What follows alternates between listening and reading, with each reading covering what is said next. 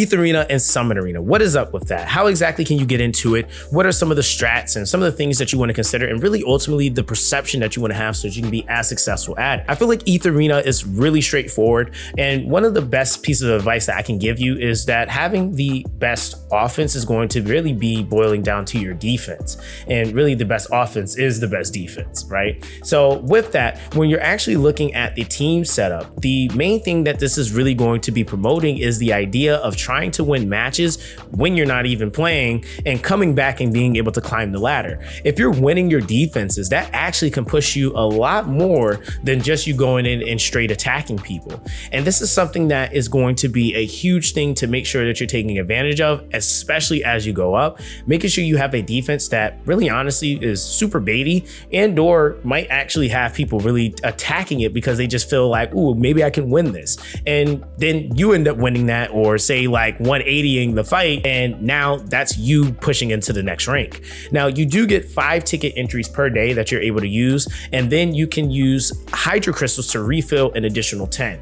Now that means in total you could do 15. I know somebody's gonna ask, should you refill? Not necessarily all the time. Maybe if you're trying to do a big push like in the early game, yeah, you can absolutely do so, especially while you're trying to go up and get the rank points from the rewards, which are really huge. The rank up rewards are really nice as well. Like there's a lot of things for the first time in that season that you want to do that's really going to help you out a lot. And then of course you have the seasonal rewards, etc. So we'll talk about that in a second. But when we're actually talking about the layouts of your team, so let's actually go and look real quick. This is something that I think is really important to note when you're looking at a team and whether or not you're going to attack it. I think the biggest thing that I always look at, or I always will say, and I say it a lot in the streams, is don't go being a hero. And what I mean by that is if you see a team and it's very clear that you possibly will not win that fight, it is better for you to gain points than to not gain any at all. Because remember, your points are pretty limited due to the access of tickets that you might have. With that being the case, you want to make sure you're getting the most out of every entry that you can.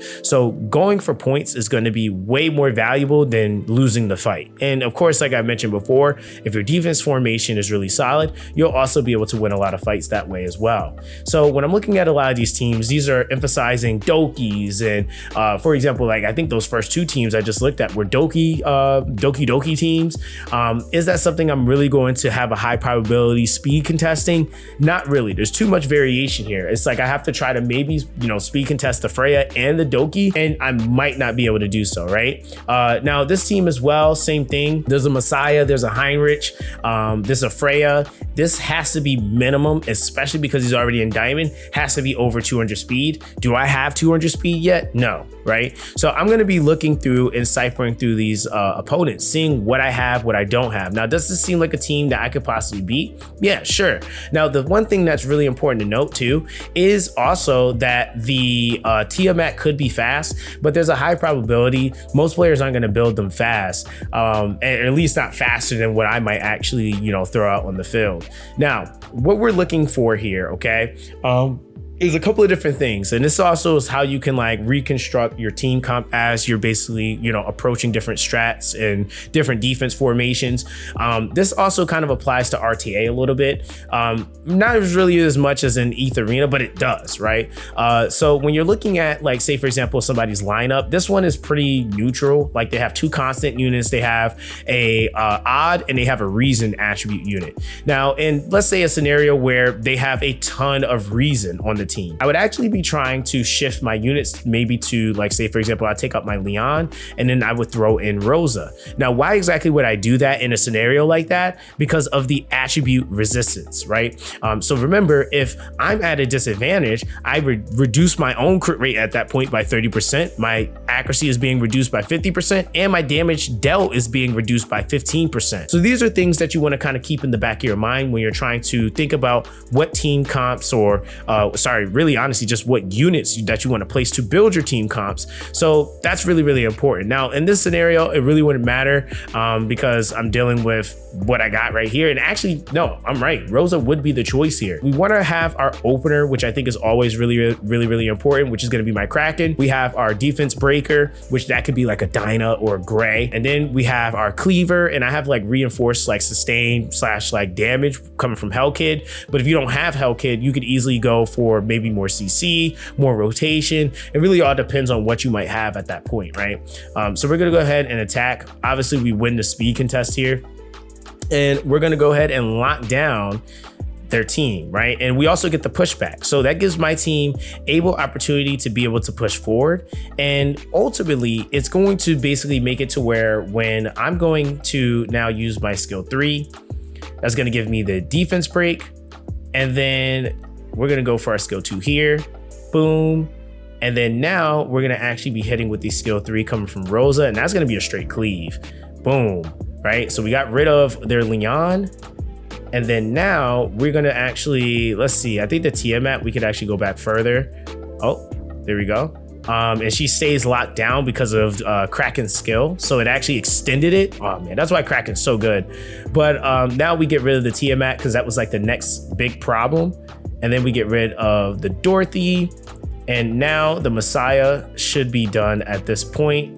And we'll go for the defense break there. We rotate past and then boom. That's the fight, okay? So this is like, ultimately just kind of a light construct of how you want to kind of look at it. Now, obviously you can attack higher teams. There's going to be some scenarios where you might look at a team and it's like, ooh, I can win that, right? And you still might go for it. And then there's going to be other scenarios where you might not win it, right? You're just going to lose the speed contest. I would say in early game, which I'll probably title this for that. In early game, it's going to be primarily about the speed contest because it's just not going to have a lot of people that are building into the anti-speed cleave for right now. A lot of it is going to be opener with speed. And even when we talk about openers, right? So before we go into RTA, let's actually talk about that a little bit. But like some of the characters that you can use for that, right? Obviously the Doki Doki, huge for being an opener. You have Freya that can be used as an opener. Lily can be used as one. You have obviously choices like, I would say Close is another one that could be used as an opener. You have Tiamat, who also can be used as an opener. She has an AoE taunt. Don't sleep on that. That can be used to open and completely lock down the team or the opposing team to be able to hit into her directly. Hellkit can technically be an opener as well because you might want to go for that immunity. I would say, like, for example, you have some of the SRs. Let's talk about that. Kraken. Oh, there we go. Kraken. So you got Kraken right here that can be used to open. And that, of course, being able to CC lock, you see that pushback is really, really strong. Obel can be used to open. There's a lot of different characters. As long as they're doing some form of something to lock or prevent the characters that you're going against to either go or to help propel you to go first, like Chiaki the Echo is going to be great for opening as well. There's a lot of different units that you can use, especially this early. I mean, even Marvel is going to be a really solid unit, and he also has a base 115 speed, so don't sleep on that. Turn meter, speed res, or speed down, res resistance lowering. Like, this guy is absolutely insane right now. So these are some of the characters that you can use in those scenarios. Now, of course, when you're talking about like those defense breakers, things of that nature, you have like the Gray. So like if you're looking, like say you don't have Dinah, you can use Gray, for example. Anyone that's able to give you an opportunity to scale your damage, you're getting that from Freya. She has that damage scaling, so that can help those that are trying to go for the cleaves at this point. So there's a lot of different options that you can go with. I mean, shoot, even Ren has an AoE taunt. I forgot about that, right? So she has an AoE taunt as well. So that's something that can help you out tremendously. Now, from there, guys, I would say damage dealer for those that are looking. Leon, you have Leon. Those that have the Messiahs, you have the Rahus. You got the Heinrich is built up for it. Obviously, you can use Hellkid. You know, there's a lot of different alternatives for you to be able to use someone for damage. I mean, even a lot of people are using Tiamat. She basically just kind of does it herself.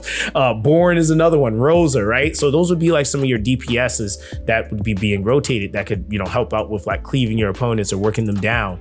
And, you know, you can obviously alternate that according to the respective attributes you're up against. And I will say that is one thing with the light darks that you don't have to think about nearly as much, is that they are in a lot of cases neutral. So So they're always going to be doing neutral things. But if you have an attribute advantage in that scenario, that's actually going to be helping you out tremendously. Oh, and let me not forget to mention Ramoka, because I know somebody's going to be like, what about Ramoka? Yeah, Ramoka for sure.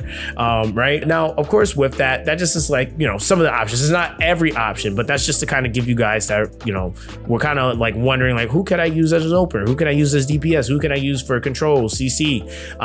Those units are all good, and they all do it in a different way. And that's going to allow you to basically infrastruct a completely different strategy and team comp. Of course, with that, you also have the Summit Arena, which is RTA. I think RTA, and one of the things that's fundamentally important to understand is whether or not you're going first or not. First or second is really, really important. Like, for example, a lot of the times, if somebody's going first, I have to play into what they're maybe using. So in this scenario, they're going with their Tiamat first. So let's actually see here. We're going to actually go with, let's see. I'm going to actually snatch up my openers. I'm going to go both my rotators because I want them to actually see the fact that I'm locking them out, because they're probably going to go Freya unless they got a Doki Doki or something like that. I wanted to take that Freya just in case, because a lot of people are going for that Freya. And so this is also like some of the awareness that you want to have with like the state of the game, where the game is at, etc. So they went with the Leon. So they took the Leon and they have the Heinrich, right? So we're dealing with a water and a reason attribute. So we're gonna actually go with my Rosa here, and then we'll go just based off this team. We're gonna go with some extra. Ooh, you know what? Actually, yeah, we'll go with some extra CC here if we can help it with the HP damage. That actually would be nice against the Tia in this scenario. So we'll see how that works. And then they're going, yep, I knew a Doki Doki was gonna show up. And then they got Gray, right? So from here, what we're gonna basically go for is, we could go for the Hell Kid for like that immunity coverage, but the Heinrich would actually strip it. So what we're gonna actually do, I'm actually gonna play my number 41 for rotation and see what they do here. Actually, no, I'm lying. Oh, I'm lying. We're gonna go Hell Kid because that's gonna be more damage. I forgot if I don't pick her, I don't have another source of damage. So Leon, I forgot, is not there. So you want the damage. So here we could go for like taking out the Tiamat or whatever it is, but Doki Doki is this team's lead. So I'm gonna take Doki Doki out. They're probably gonna take my Kraken, which I would kind of suspect them to do. Yes, they took my Kraken, but I still have my opener. I still have stun lock, and I still have like immunity coverage. Again, if we can deal with the Heinrich, we'll be fine. I mean, even really honestly, the Tiamat will be okay, but we'll see if they're faster. All right, so we are faster. So we actually get to go here. And then we're gonna actually go boom, boom, boom, boom. We manipulate, we rotate. And because we went with, well, remember, it's neutral and attribute advantage, we're gonna have a high chance to stun these guys, and it really won't matter what Gray's doing over here. So we ended up not stunning the Tiamat. So this is going to be really, really important that we actually get the cleave here. Now Heinrich actually is going to be able to possibly strip. So we're not going to skill 2 yet. Or sorry, skill 3 yet. So we're going to actually do that. And then we're going right into the skill 3. And then boom. Look at that damage. Boom, get rid of that. So that's GG. Now here, Heinrich does get to go, but he would have actually stripped my Hell Kid's immunity buff, and that would have actually like been, a waste of a skill 3. So the skill 2 going for that instead gave me the attack break, and so that ended up working out a lot better. I actually was pretty happy that that's an actual fight and not a bot. So that was a little bit of a better example. Now, of course, I sometimes like blank out and like make certain like decisions that don't make sense, but that's normal. It happens. But ultimately, in a scenario like that, what you're basically looking at, and some of the things that I was looking at even when I banned the Doki Doki, she had Unbridled Science on her. So I was like, well, that's the pet that's going to boost her. So if she does go first, which she's going to more than likely also then start boosting her team again, she's going to have the Unbridled Science, which gives her another boost, and she's going to end up rotating me again. So then she can give cooldowns. And if Tiamat receives that, that's not going to be good, right? So again, it's kind of like you weigh your pros and cons, what you need to get rid of, especially this early in the climb. And I would actually say, like, again, you're still looking at your attributes. Attributes are always going to be very, very important. So like I said, it was a higher chance for me to be able to land my stuff with me using Obel in that scenario, for example, against Leon, neutral on the Tiamat. It would have been like, say, less of a chance if I would have used, say, like tried to sleep them like with Kazuo. Kazuo wouldn't have really had a chance to really sleep the Leon like that because she would have had her accuracy reduced by X amount, but she probably would have had a much higher chance on the Tiamat. Right? So these little things are just going to be really, really important. I would say for right now, it's building into more of that like kind of speed contest. But by time like you get to like day 4 or 5, you're actually going to start building a little bit more for some people that want to do it, right? And this is going to be for those that want to build into the counters, into Aurora. Now, I will say again, speed is going to be king for a lot of things. Whether you're doing your PvE push, I would say is going to be the most important thing so that you can have more access to doing other things in the game. Aurora is going to be something that is utilized to help and counteract some of this speed meta and some of this lockdown. And I just want to talk about these sets because no one's really talked about this specific dungeon just yet. But it has Strive, for example, which is going to increase your defense. But after being attacked, it advances your turn meter by 10%. This is something that's going to be really, really nice. Something that's also going to be forcing team comps to swap is the Bulwark set. So it actually makes it at the start of each wave of a battle, grants immunity for a turn. So that can completely change those teams that are opening up with, say, a Freya or a Tiamat. Because if they can't land the taunt, then they can't lock you down. If they can't debuff you, then that's less pushing that you're getting from the Freya, for example. So it's going to force them to maybe have to open with someone that can strip first, right? At that point, if that's what they're trying to go for. Again, getting immunity pets are also going to be a counterplay.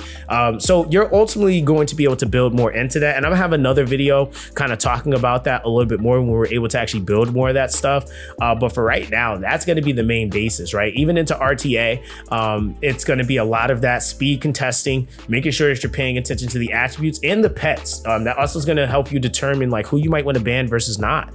It's not necessarily just who's 6-starred, but it's actually about the role. If I take this character, does this person's team fall apart? I think that that's always something that you have to kind of consider. So I hope this was able to help. If you guys have any more questions, definitely come through to the live stream, guys. There's always a ton of value there, whether it's me or other players that are also progressing with different playthrough styles, and just progression loops, I would say. So yeah, that's that, guys. Everyone stay blessed, and I'll catch you guys in the next one.